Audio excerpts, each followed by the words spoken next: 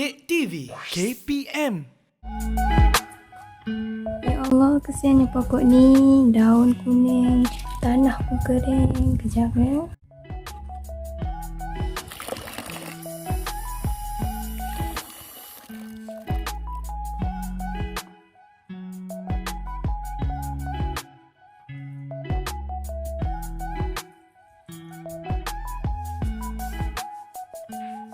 Kawan, pokok memerlukan air untuk hidup. Bagi manusia dari segi rohani, kita memerlukan Al-Quran dan hadis dalam hidup.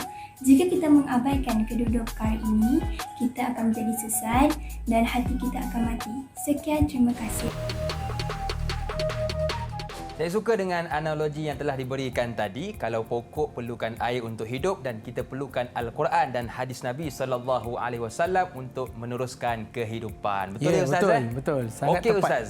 Saya sebenarnya kalau tengok Ustaz, saya tahu dah Ustaz ni orang Johor. Betul tak Ustaz? Ya, saya. Apa tanda orang Johor? Orang Johor ni kalau pakai songkok, songkoknya tinggi.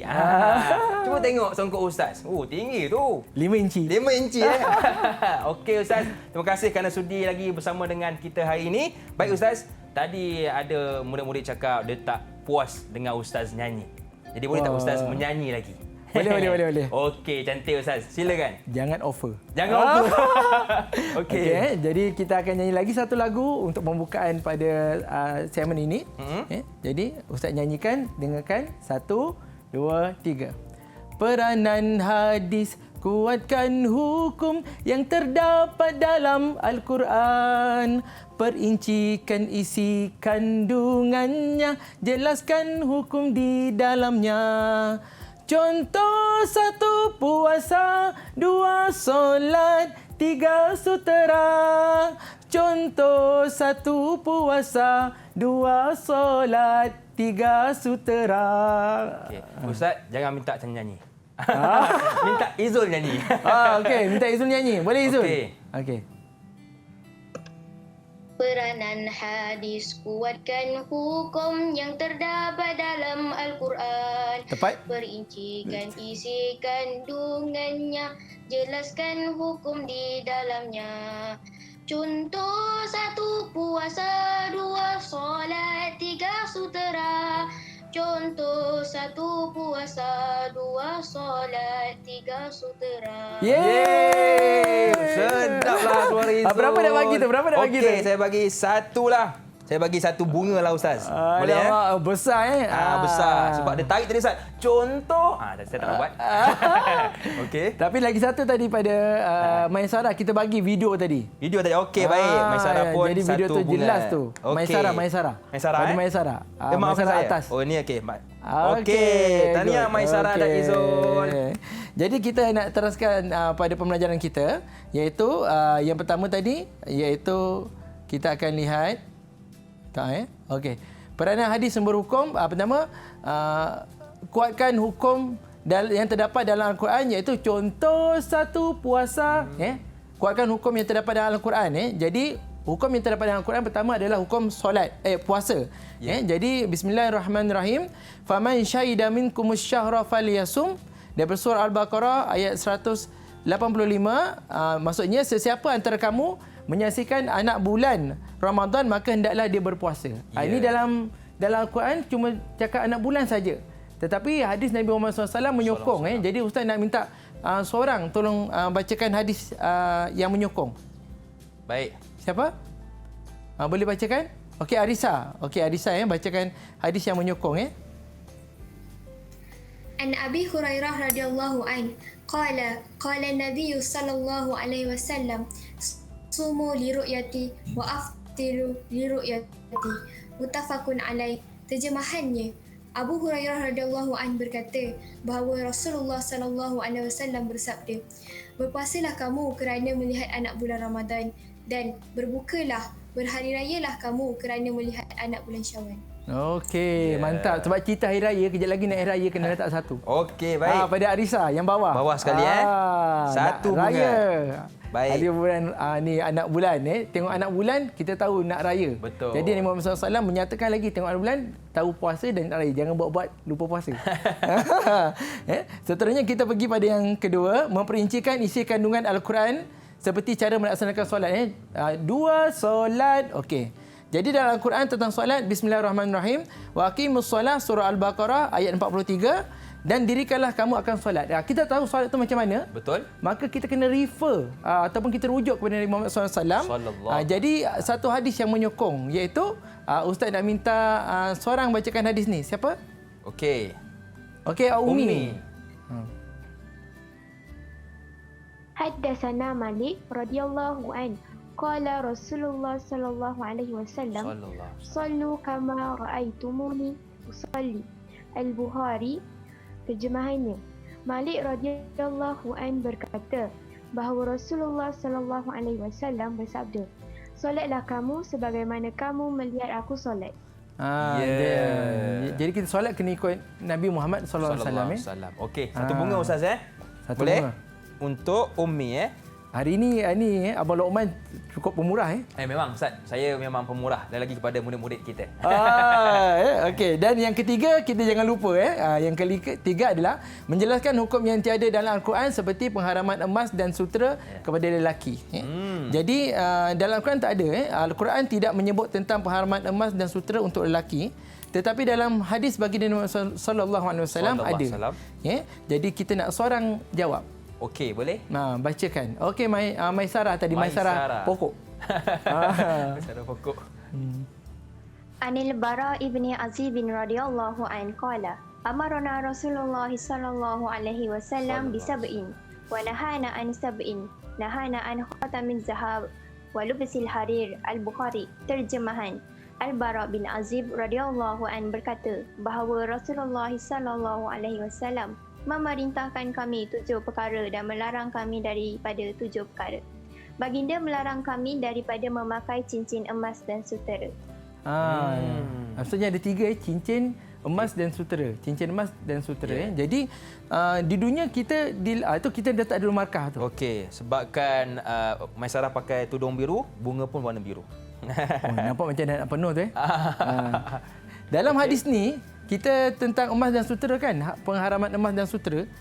Di dunia lelaki diharamkan pakai emas dan sutera Abang Luqman Tetapi kat syurga lelaki punya emas dengan sutera lagi banyak. Kat sini. Masuk syurga lah Ustaz. Seronok Tak sabar kan? Jadi itulah tadi 3 perkara. Contoh 3 perkara peranan sumber hukum. Jadi kalau kita ingat lagu tadi. Jadi Cik Luqman kita akan pergi pada uji minda 3 soalan Okey Ustaz. 3 soalan kita. Jadi soalan yang pertama terdapat Abang Luqman boleh bacakan? Boleh. Terdapat 4 sumber hukum dalam Islam iaitu Al-Quran, hadis, ijma' dan ... Jadi kita buka pada murid kita. Siapa nak jawab ni? Okey, Izul. Izul, nampak sudah bangkit. Okey. Ulang semula. Terdapat 4 sumber hukum dalam Islam iaitu Al-Quran, hadis, ijma' dan qiyas. Okey, dan betul kias. Ustaz? Betul ke tak? Kita tengok dia timbul ke tak timbul ni? Okey, jawapannya betul. Kias. Okay, kita satu bunga untuk Izul. 1 bunga untuk Izul. Dah penuh Ustaz. Bukannya dia dikelilingi bunga ke? Betul lah. Seorang je lelaki Tadi Luqman kita dengar Izul punya sebut hukum tu. Jadi nyanyi semua dia punya marah ni dia bagus. Betul. Ha gitu. Pedas Ustaz Pedas masya-Allah. Okey, soalan kedua. Orang yang mengabaikan Al-Quran dan hadis atau salah satunya akan apa? Okey, jadi Ustaz minta siapa nak jawab?